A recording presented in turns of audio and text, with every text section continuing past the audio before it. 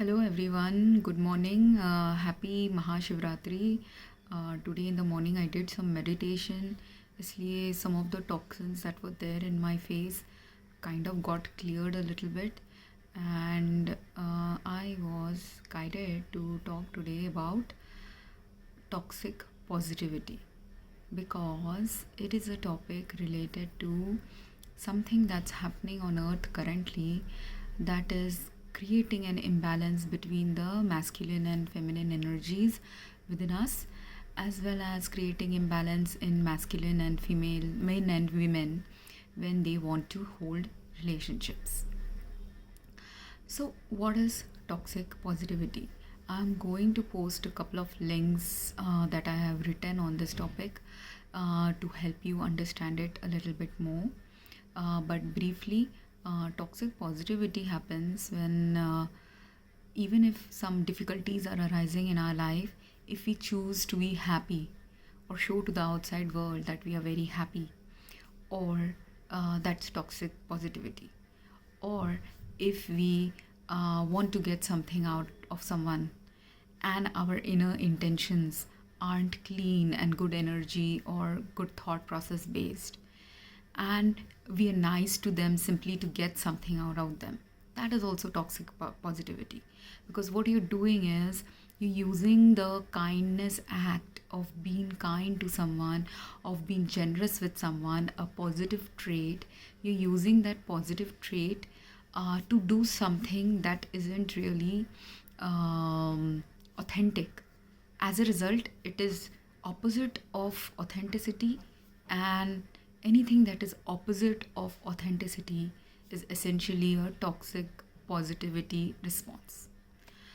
The other toxic positivity can happen is, say, you're in a relationship with someone and you're having some trouble about certain relationship elements, like maybe your spouse is not giving you enough time for helping you in the home care, or you want to have at least once a month some enjoyable time with your spouse, but they are not able to give you that time, or you're having some sexual compatibility issues with them.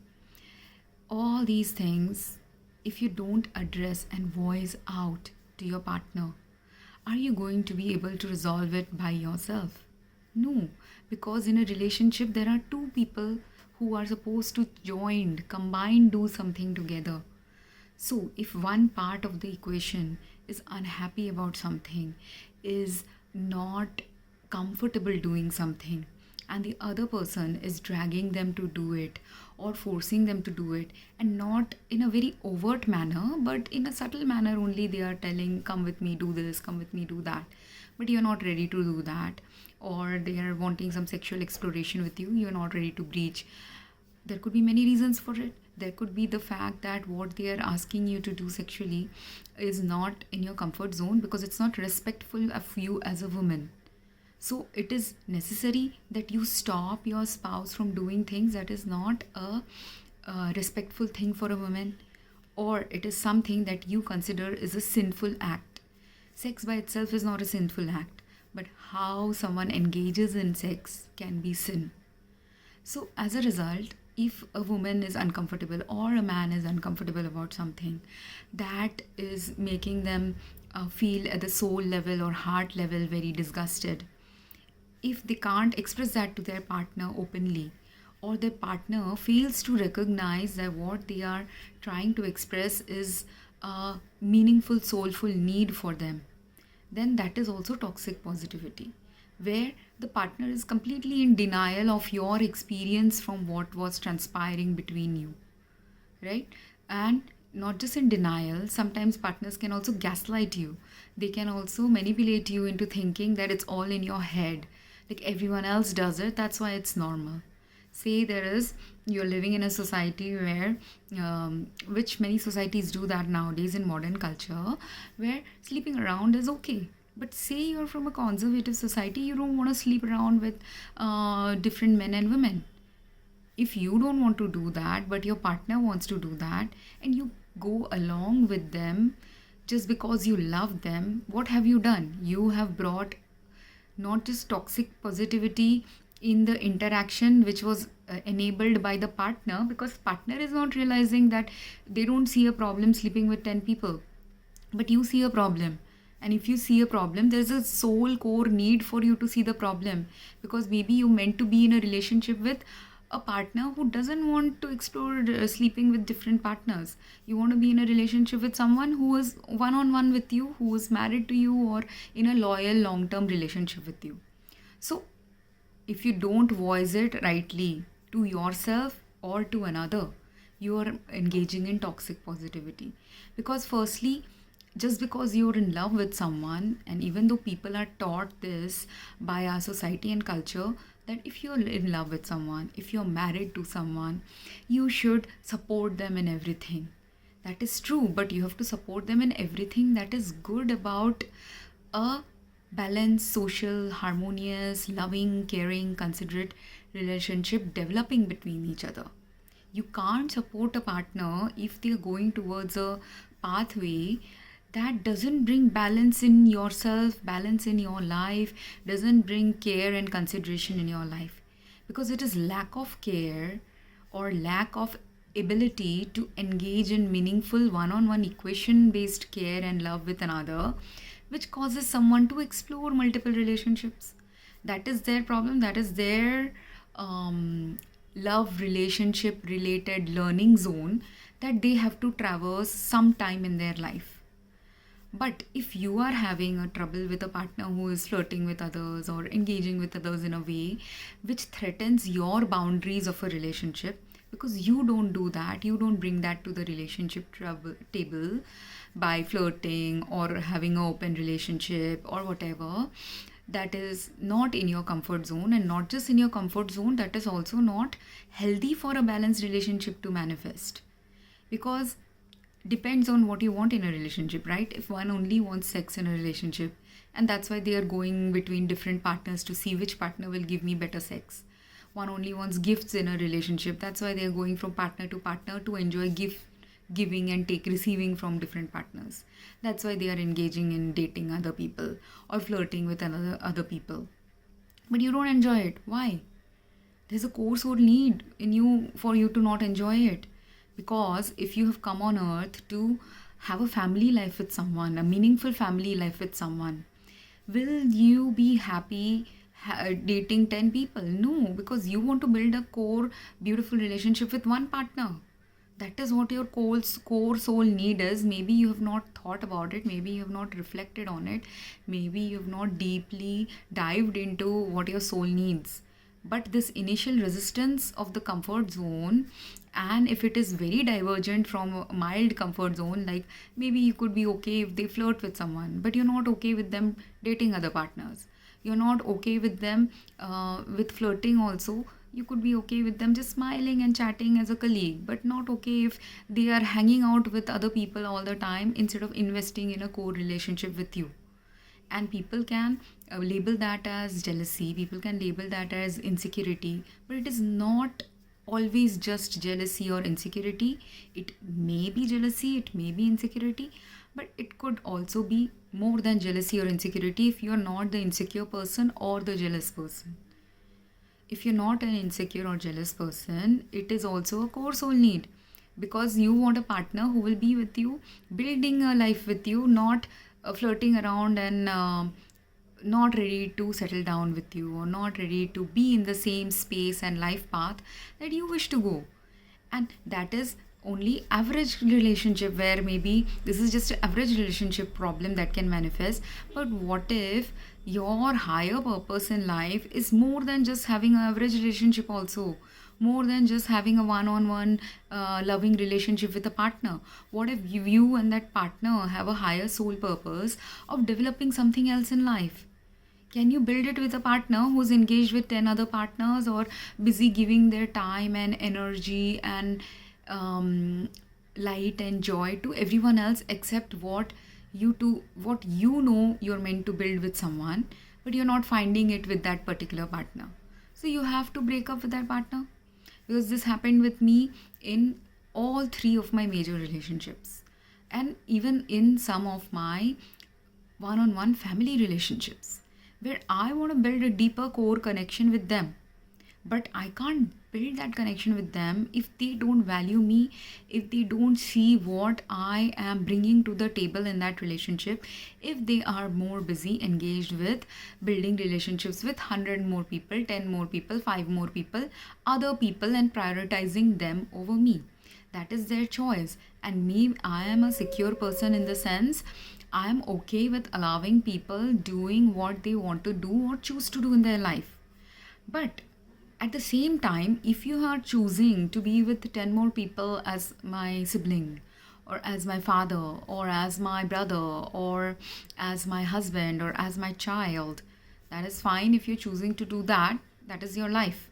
But say if I have been guided by God that I have a sole purpose with this father to do something, I have a sole purpose with this brother to do something, I have a sole purpose with this sister to do something, and I am not able to drive them to that place because they are unawakened, unaware.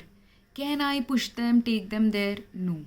I can tell them, but do I have to make an effort to at least awaken them? Yes, because if that is my path of journey, that I know that, and it is not that God will give you a soul life plan, but that life plan is always evolving and developing according to the quality of relationship you are holding with someone. So if God has given me soul life plan, this is what I have to do with my brother, sister, father, whatever. But if I meet with my father and he is not open to that change and challenge that will come with a change, or if he is completely engrossed in patriarchy and doesn't value a daughter at all, I can't be with that father. But does that mean I stop working with fathers? Just because my father is not ready to work on something that I can see, if he works, his life will be happier, his life will be more evolved, his life will be changed. If he can't perceive it, if he can't see it, and I am secure about what is my life plan with fathers.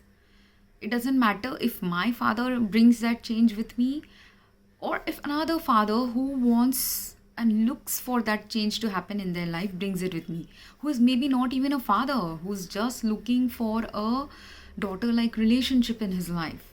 Even that person can go work with me, collaborate with me to bring that into existence. But if I am toxically positive and thinking that my father is the greatest father of all, even though he's not even ready to share a middle ground of relationship with me, can I ever go to that father who will work with me? No, I can't. I can't even keep the space open in my heart and life for another father figure to approach me for doing that same level work that I might be wanting to do with this father.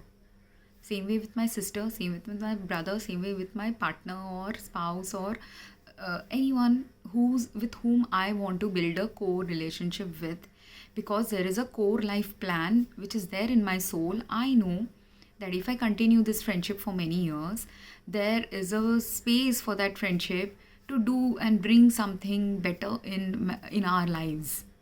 But if the friendship is developed where one person thinks they are at a higher level and I am at a lower level, maybe because I don't have as much money as them, maybe because I'm not as materialistic as them, maybe because I'm not married and they are married, it is okay for them to think in some ways they have mastered something that I haven't mastered. But if they disregard what I am mastering while I was not married, while I was not pursuing wealth, while I was not pursuing materialism, is it my loss or their loss? It's my loss if I don't value them for what they bring to me as my friend, what valuable extra evolving experience they bring to me as a married friend who has kids while I am unmarried and I don't have kids. But I can still learn about the marital life from her and her troubles. That's why I have had many years of friendship with multiple married women, because all my friends, I'm in my 40s, all my friends by now have 5-year-old kids to 15-20-year-old kids by now. And each of them brought me some experience about parenting, that if ever in the future I want to become a parent, I know I can use their life experiences to develop it in my life. So I have kept it in my background, what they offer to me. I'm always keeping it in the background, what they are offering to me as someone experienced and having expertise in something in about life that I haven't developed yet. But I was developing something else in that meantime. And at that time, point of time, when my knowledge has to help them, or while we were both growing together as friends, doing things together and separately in life, because together meaning there was a friend of mine, both of us lived in the same country. There was a cousin of mine, both of us lived through some similar relationship trouble. There is a sibling of mine who is living through job loss phases that is very similar to mine. There is a parent of mine or other cousins and other family of mine who are going through similar levels of loneliness as me. Now, all of these experiences, why do you think I got the chance to experience it at a deeper level, more level, greater level than any of them, or a longer time than any of them? Because I was maybe supposed to teach them something. Doesn't matter what is my age, what is my life experience, what is my bank account saying I hold, what is my professional qualification, what is my spiritual qualification, doesn't matter. The fact that you have met some people in your life so far in your life means that some of those people are meant to influence you and you are meant to influence them. They are meant to teach you something, you are meant to teach them something. When they will teach you, how they will teach you, why they should teach you is up to you. The more you allow them to teach you, the more you allow them to see something different than what you see in your life, the more you will evolve in a better way. And you allow them to see you allow them to say the right things and also understand. You give them the permission to explain also if you're not perceiving what they are saying in the right way, because toxic positivity is also that. Say I say, hey, thank you very much, I went to someone's house, a friend's house or a relative's house, they cooked a good meal, they have put all this effort to make a great meal for me. I love eating what they have cooked, I love all the dishes they have cooked, and I ate them. Now, if all the dishes were exactly to my liking, what will I say? I'll possibly, and if you are a really positive person, you will say something. You should say something positive about that meal, that you enjoyed it, that it brought you joy, this is what you liked about the meal, etc. etc. But say you are not enjoying the meal, because maybe you are in a poor health status and what they're offering, even though 10 years back you might have enjoyed it, now you don't enjoy it. Like I have trouble eating certain sugary foods anymore or carbohydrate based foods because I'm having either allergies to the food itself or I'm having carbohydrate overload. So I can't eat lots of carbohydrate based foods, sweets, desserts that I used to eat earlier. So even if 10 years back I used to enjoy it, I can't enjoy it. And say I brought them some pastries from their shop only, local shop, but the pastries were not good or the patties was not good. They should say that it was not good and I should allow them to say that it was not good. Because why? If it is brought from their place or my place, say I live 1 hour away, I brought it from my place. If they tell me that this food that I brought was not good for some reason and they know what was the bad thing, that it was giving them stomach upset, it is a knowledge that you need to take with you, because that means it can mean that the place from where you're buying these foods and groceries or whatever the place from where you brought this, the pastry shop from where you bought all these snacks for them, that pastry shop might be having some health issues, health hazards, or procurement of their food related issues where good quality food they didn't procure. As a result, you're getting a stomach health issue, right? If I have brought it from their area, something which is closer to their area, and they frequent that shop, it is important for them also to know this, that this shop, certain products are nowadays tasting very bad and causing health issues for us, so we should avoid eating this thing in this shop. And especially should you just keep it at the avoidance level though? No, if you are socially aware, if you know that person personally, if that shop owner is your friend, even if it is not your friend, that shop owner is someone you have a one-on-one relationship, because maybe once in every few months for celebrations you go and buy cakes and patties and snacks from them. Should you warn them, hello, what I found in your shop is not good for my health and you need to do some better practices? Now, If you are in a toxic positive paradigm, you will not tell anything out of discomfort of making another person feel uncomfortable by broaching a difficult topic. Or if you don't know them well, it is okay. If you can't go and just a random stranger going and telling them might make them feel a little bad. But I have done that also. Sometimes as a random stranger also I've gone, and if it is, I felt that I should really say something, I've gone and said that to a place.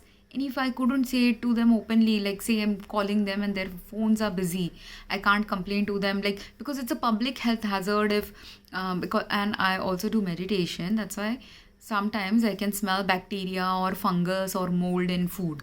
So I can even tell them sometimes where the food problem is originating. Like it could be the wheat that is used for making the patties or pastry that has fungus and mold in them. And there was a recent news article also which said that certain wheat products are have been found to have mold and fungus.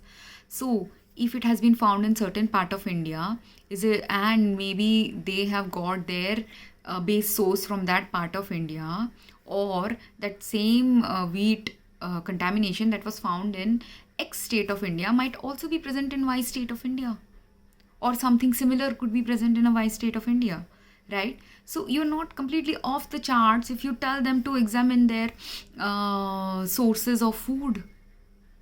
Find and hire people who are better able to smell the content of food that is good and bad. Because you should, if you are a public trading company that is trading and selling food for so many people, as a retail or a shop or a small business owner also, you have to understand the mechanics of good health and bad health, and good hygiene and bad hygiene. And the one who teaches you, do they have to be expert in that, or just the right person to tell you about what you need to learn? And they might be an expert, just they may not have the right degrees for it, doesn't mean that their expertise is in vain. So if I go and tell someone your shop has some problem, if they are a toxic positivity oriented person, and a person who also, which also means sometimes they're incapable of listening to criticism of any kind, and they take it too personally if someone criticizes them, that I always buy the best products, I buy the expensive products. Yeah, maybe you buy the expensive products and best products, but whoever you are buying from, if they don't buy the best quality product, or there was a by mistake cross contamination, should you be aware? And maybe you did buy good quality wheat, good quality ingredients for making this product, but even then, if there was some hidden microorganism level also of something in your ingredients that has stayed within your microwave and oven and other things where you bake the cake, or the kitchen where you make the cake, or the exhaust fan where the kitchen is, if any of these places have some hidden microorganisms there, because of the social conditions of the place where you are living in, causing microbial contamination to increase, should you be again aware? And if it is a ingredient problem, you have to approach the ingredient supplier. If it is the local problem of the kitchen in which it is happening, you can try to manage it by cleaning the kitchen. But if you are constantly having this fungal problem, say it's a fungal and mold problem, you're constantly having it and you're constantly cleaning the place with fungicide or doing some fungal fumigation, what you will do is you will do something called rebound fungal development, or something called antifungal resistance developing there. Because these both can happen with any medication used for preventing a disease. So if you are giving antibiotic to a human or an animal, antibiotic resistance develops to the human or animal. Same way, if you are using antibiotics all the time in your life, again antibiotic resistance may develop in your body and weaken your immunity, because your good bacteria can die. Same way, if you are continuously keeping a facility clean using fungicides and other things that are killing the fungus that you could see with your eyes, but those chemicals are also killing some good fungus, then what will happen is fungal resistance will start developing, or just because fungus is also an organism, it will start fighting that which is causing it harm, and more virulent forms of fungus then can start developing. That's why it is important to understand this toxic positivity concept, because when we are always striving for just positive things to happen in life, that positive thing can also manifest a negativity in our life. And on this, I will post in the next video. Thank you and have a good day.